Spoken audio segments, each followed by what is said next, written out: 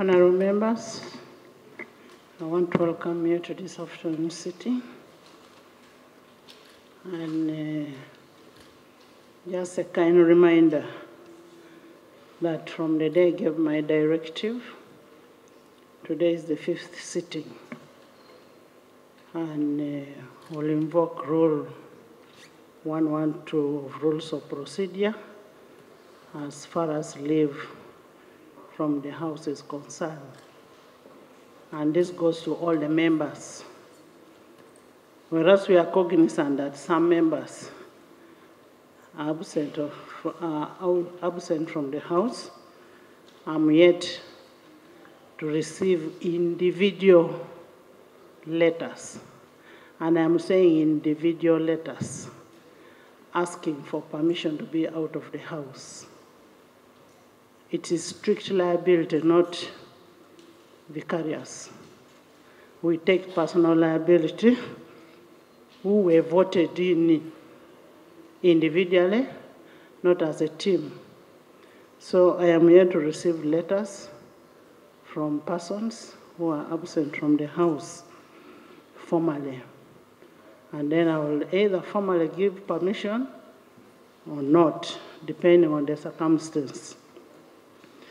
And if members have decided to be out of the House, then that means they should also not be in the committees, because a committee is an extension of the House. They should not, and this one goes to the clerk, nobody who is out of the House should be allowed to travel.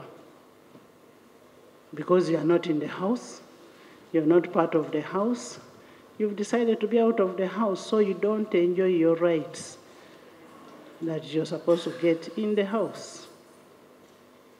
We are going for East African Games. That will start on 7th of December. And as these games start, there are people who have deliberately decided to excuse themselves from the House. But they will want to go and represent the Parliament in Kigali. So I am also telling the chairman of the sports club in Parliament that those who are out of the House must be got out of the list. Whether they are goalkeepers or what, they should be gotten out of the list. Because if you cannot be in the House, whom are you going to represent out there? You should be able to represent your House first from here before you go and represent it from East Africa. So let's have those people out. And I want also to ask members who are in accountability committees, where you have a chairman, a missing chairman in the committee, I want you to invoke Rule 203, 5 of the Rules of Procedure, for you to continue transacting and elect a member within your committee. I am giving you powers to elect a member within your committee. Because if you have a absentee chairman, we cannot continue doing without chairpersons in the committee. So elect your chairpersons in the committee. The rules allow you to do that. I have also got information that some friends of ours, our colleagues, come and clog in outside there and go back. It's about integrity. I am going to print that list of members who have clogged in, stayed out there, and pretend to be in the House. And I will publish it in the newspapers. I will publish those names of people who don't have integrity. You're either inside or you're not. So they should come to the House. Nobody chased anyone out. Come back at will. Free entry, free exit. So please come back at will let's not pretend to be in when we are not in. And we should be accountable for taxpayers' money. Taxpayers' money. I heard the Rastaman saying we are paid how much money per day. We should account for that money by being in the house. Let's account for that money for being in the house. Now, if we are not in the house, you voted all the way from Bukedea to be in the house and you're not in the house. So where are you? Honorable members, and those who go to the social media, to TVs, radios, attacking me over what I am supposed to do, telling you to be in the house. Don't waste your energy, because I'm now immune. I'm immune to your attacks. All I want is people in the house to do the work that you're sent to do. Be productive. You're here to serve the nation. So if you cannot be here to serve the nation, then the rule will apply. And when we discipline one person, we are not disciplining a party. It will be a personal liability. Honorable members, over the weekend I was driving around. I drove around Kampala, and you could see how the town is littered.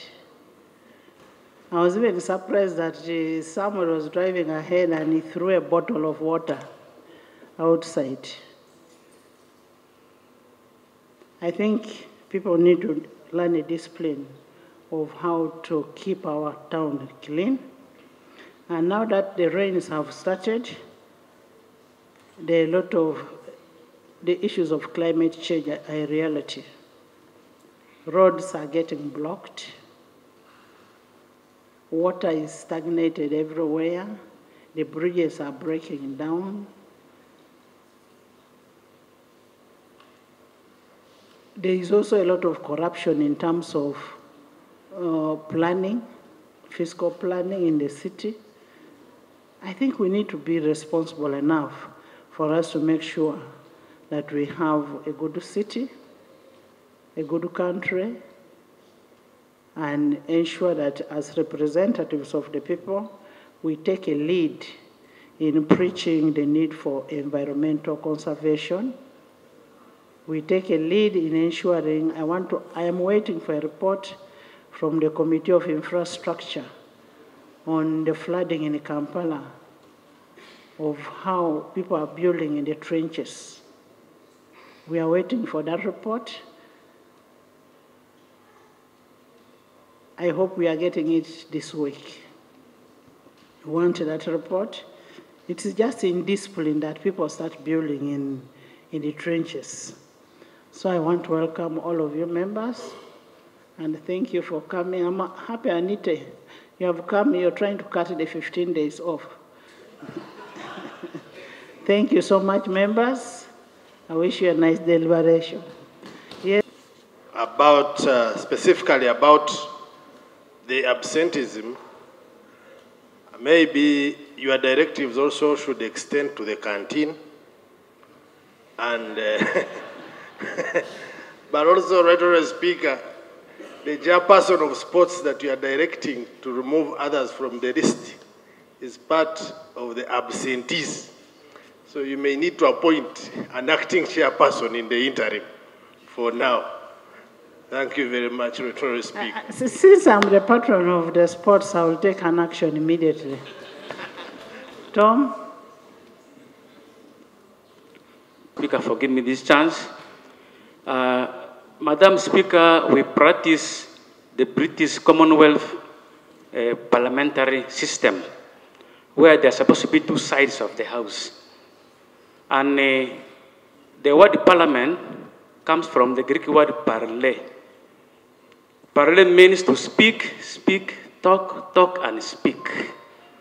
And if there are contentious issues on the floor of Parliament to be debated, it must be debated by both sides of the House.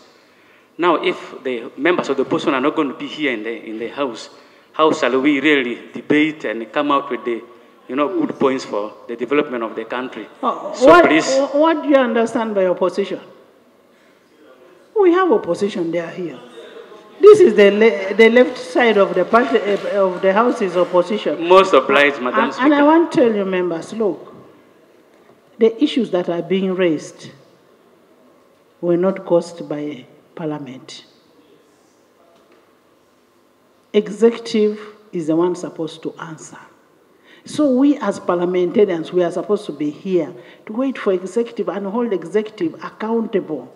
But now when we parliamentarians run away, whom is the executive going to respond to? Because for them, they will say, we have a report. Who is going to receive? Yes, Shema. I want to thank you for your communication. I think that it is very clear. Out of your communication, Madam Speaker, the country's GDP, majority of it comes from here in Kampala. Madam Speaker, in the last 1 week, it is almost very difficult for business, for people to move from point to point. To move from Buya to the central business district is almost impossible. It's taking many hours. There is a lot of infrastructure works going on. But one of the good practices when you are doing infrastructure developments around cities is that there must be continuity in terms of the flow of traffic. Madam Speaker, what is happening is that there is a lot of delays and it is impacting both the business community but also government. Because if you have to move a container of goods from industrial area to Nakawa for taxes to be assessed in today's situation, you will find that it is almost next to impossible. So, Right Honorable Speaker, we want the Prime Minister here to tell us, these contracts that we have signed with contractors, shouldn't part of continuity, free flow of traffic, be part of that so that we have a seamless flow? We are approaching Christmas, Madam Speaker. Many people will be traveling. The situation will only get worse. So I would like to, through you, Right Honorable Speaker, to government to assure us about the continuity measures they are putting in place to make sure that there is continuity. Thank you. Amen. Thank you so much, Right Honorable Speaker. Right Honorable Speaker, this is my first time to see you, and I have to congratulate you upon receiving those bouncing babies. We pray for them one time to come and sit here and sit there in that chair. Right Honorable Speaker, the Honorable Member of Parliament is talking about the continuity of working on the roads. I wanted to get him clear. The continuity of traffic as we work on the roads, there should be continuity of traffic, movement of goods and services from one point to the other, because you find that as they work on the roads, the traffic is at a standstill. They cannot move. And time wasted in business is money lost. Right Honorable Speaker, we are giving alternative routes as the people continue working on the roads.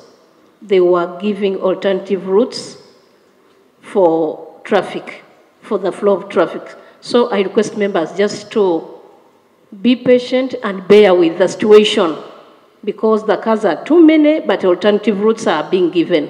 Thank you. Is to liaise with the KCCA and see how best it can be handled. Of traffic. Thank you. Thank you. It should not be actually members to know. The public should be the one to know, because the public is the one that is mostly using these roads. Honorable Byanyima. We must be patient for these inconveniences.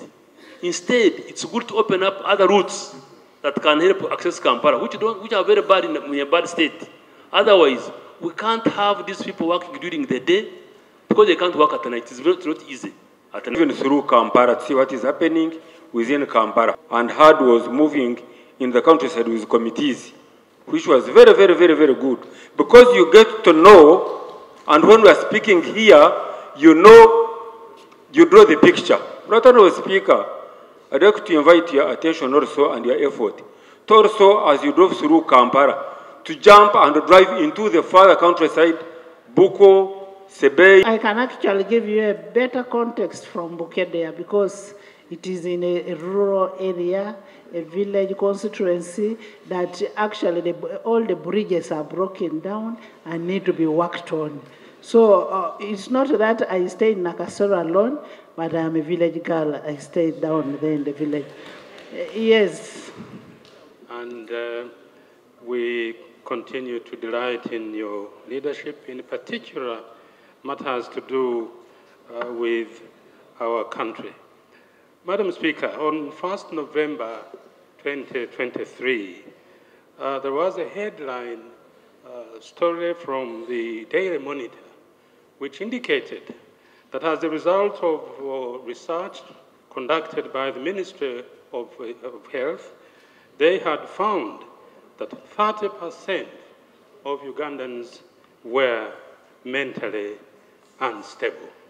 30%, Madam Speaker. Graphically speaking, that means 1 in 3 Ugandans are mentally disturbed. Madam Speaker, this reputation has implications on our nation's ability to... Where is Honorable Macho? He's not in, yes. Madam Speaker, clearly this is a very, very serious matter that has implications on our ability as a nation, not only to attract friends, sponsors, funders, and so on, but the image of our country is at stake. Is it possible, Madam Speaker, that government really comes out and issues a statement that really addresses this matter to its core, Madam Speaker? Madam Speaker, I also want to take this chance to congratulate you upon attaining the title of Nalongo. Some time back, General Otafira had said that you should leave the issues. Honorable Fox is here. Fox, if I had gone by your advice, I would not be having the Malongo.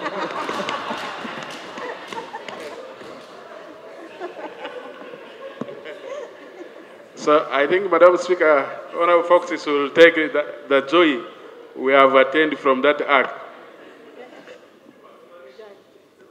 I want to thank you on your statement and also communication. My submission is related to the issue of construction on the trenches, as well as the swamps. I think people who are put in positions of responsibility should take responsibility for their inactions. When you move around, you see structures coming out on swamps. And these structures, whether in a municipality or a town council or a city division, these are supposed to be approved. So I wonder why somebody should approve construction of a structure in a swamp area. And these swamps are supposed to act as a reservoir, a storage for water. When you look at most of these areas that have been flooded, the challenge is that much of the water that should have been stored in the reservoir, which is the swamp, cannot go there because the swamps have been claimed. Many times we come here, we get reports, ordinary rural people having their food crops that can take around 3 months being slashed. We only saw seriously in terms of fighting degradation of the swamps in the rural areas. But when it comes to the city, we shy away. This is double standard. We have always had communication about growing rice in swamps, advising citizens not to grow rice in the swamps. But Madam Speaker, if you go around in some of these rural areas, there are foreigners deep in these rural areas who are growing rice in swamps. I had a trip with a friend who wanted to buy land in a place called Chichusa in Luero. When we moved with him, I was surprised that Indians had established very large rice farms in swamps. Investor who was encroached in land in Bukedea, between Bukedea and Blambul. and taken, and they are growing rice massively, and is a swamp. That is just one of them. Honorable Zima has talked about another, and it's all over the whole country. Namamvi.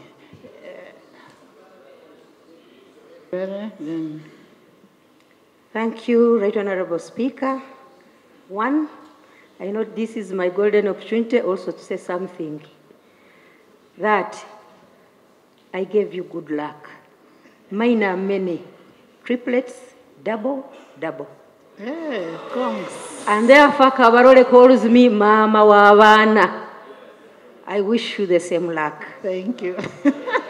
Now going to the question, Right Honorable Speaker, we need serious interministerial approach to this matter.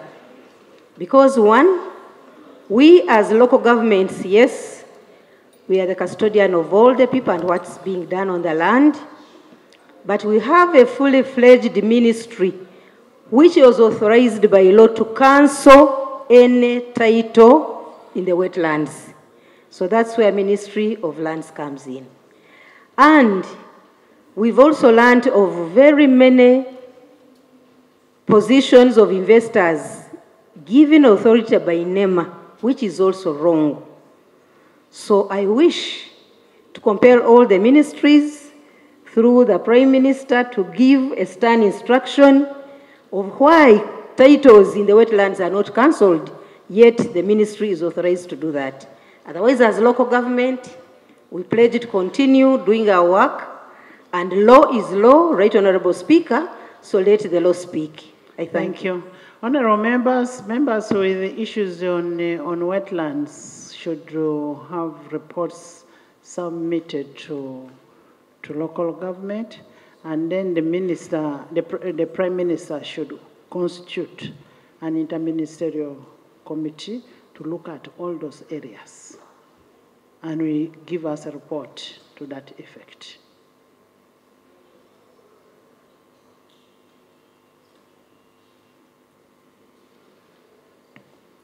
Much obliged, Right Honorable. How much time do you need?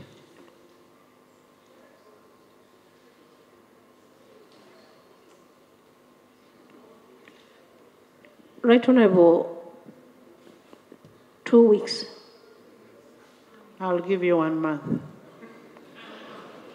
I'll give you 1 month. Honorable Chinovere.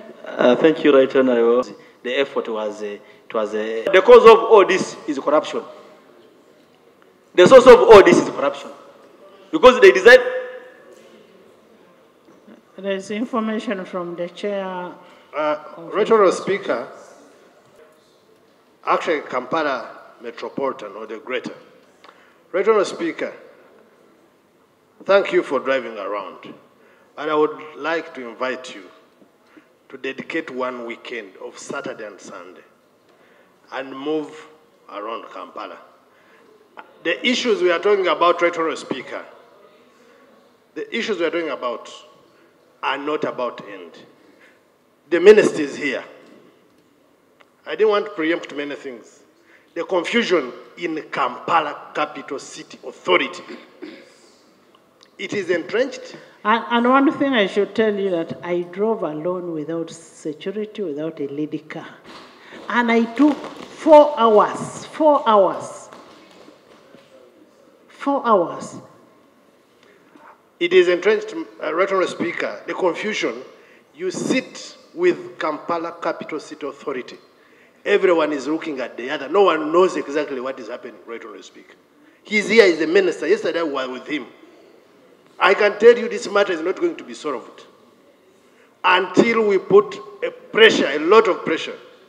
If we examine the 6 billion, if we examine many other things, the minister can give us a snapshot. He told us clearly yesterday that he's also, when he reached there, he said, I don't know. Right Honorable Speaker, there is a problem with Kampala Capital City Authority. We must crack the whip, or else we accept that we shall be talking, and it will be talking, and nothing will happen. Thank you very much, Right Honorable Speaker. Tell us about Kampala. Tell us about Kampala. You said you don't know.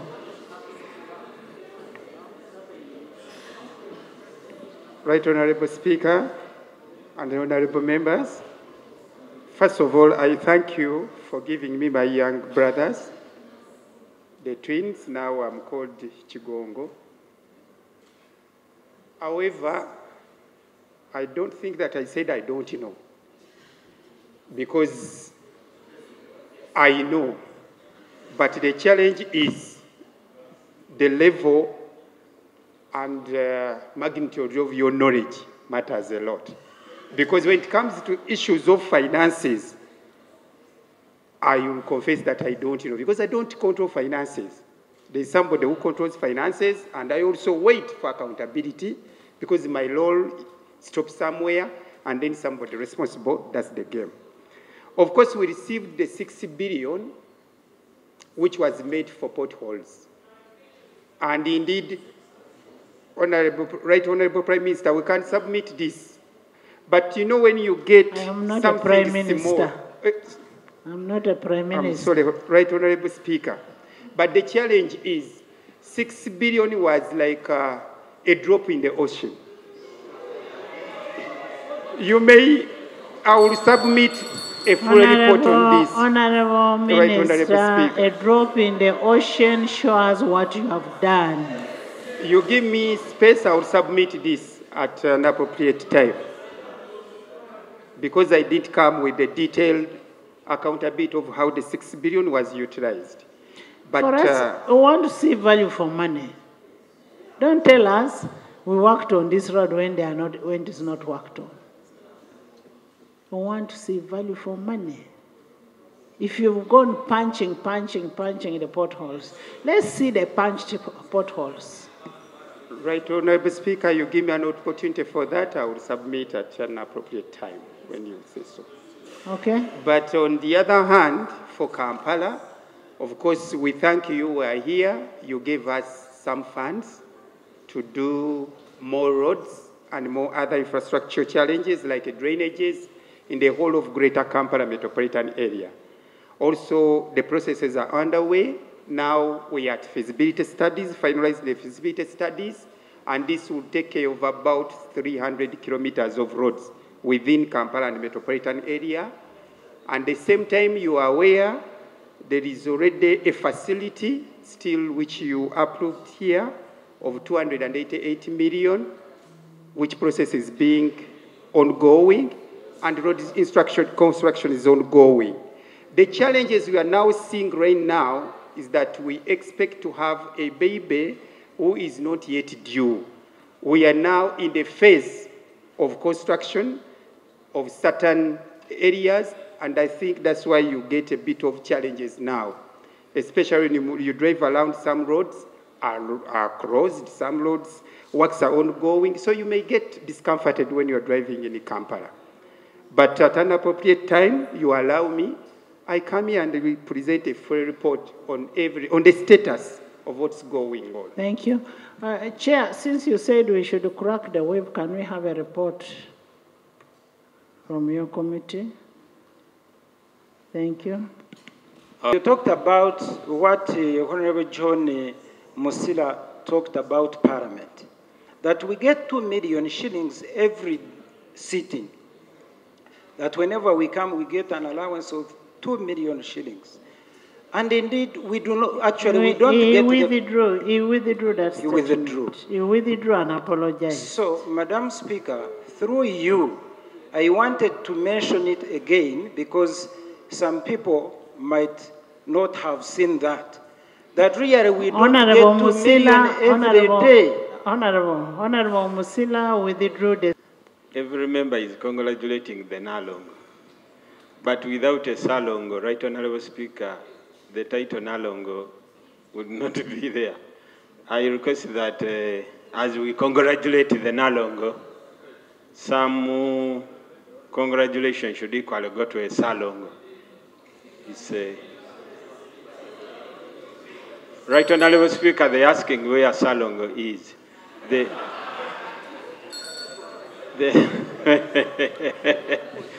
Right, thank you, Right Honourable Speaker. Right Honourable Speaker, my concern, in your communication, you talked about the East African Games. Right Honourable Speaker, we have some games that are indoor, and it's raining heavily, whereby these games can only be played indoor. We have one facility, which is Lugogo Indoor. Currently, Right Honourable Speaker. One facility belonging to the government of Uganda. Yes, going to. Which has been given to some. Right Honourable Speaker, this facility belongs to the government of Uganda. Whatever we do is in the interest of this country. Thank you very much, Right Honourable Speaker and honourable colleagues. First of all, I would like to say that I'm not aware of the facility of sports being turned into a church. And Madam Speaker, I would like to ask that you give me a few minutes. I cross-check with the responsible officer, who is the General Secretary, National Council of Sports, then I report back. But to my knowledge, that facility is busy. It has also other games. As you are aware, that there are quite a number of the indoor games. And sometimes we try to give time to specific game, beginning 6 a.m. up to almost 9 a.m. Honourable Minister, don't plead ignorance. The church hired that facility. It is all over. It is on social media. It is all over. The members of parliament even took pictures. It is in this forum, parliamentary forum. So what you need to do is to go and talk to the General Secretary and let the facility be used for what it is meant to be used for. Madam Speaker, I really want to go on record as the Minister of Sports that I am not aware, because... Okay, can you go and confirm and then come back? Let me confirm, then I report back. I thank you. We are giving you 5 minutes. Dr. Chris, you should be the one to whip. Because we are sitting for 2 hours. You see, my doctor... just an interruption, members. We've had enough of the roads. And we have given an assignment. The report is coming. We'll continue the debate on the roads when the report comes in. Let's discuss something else within. Thank you very much, Madam Speaker. Madam Speaker, you've talked of waiting, moving around, and spending 4 hours. What does that mean to us? Every day we come here, I know, and live here going back, many of us spend the same hours that you spent maybe moving around Kampala. Just a few days ago, I spent 3 hours listening to news 3 times from Lugogo up to the next petrol station, the Shell, the junction towards Nakao. Listen to news 3 times. And that is what we call waiting in motion. That one is calculated for you to understand and know how much you've lost if you are to put that time into productive activity. And also, Madam Speaker, we don't need to take this lightly. I have had opportunity to interact with some leaders, especially from entities responsible for roads in this country. It seems even some of the works that are being done by KCCA maybe are not coordinated with other entities. I found one leader who was asking, why are they again interfering with the junction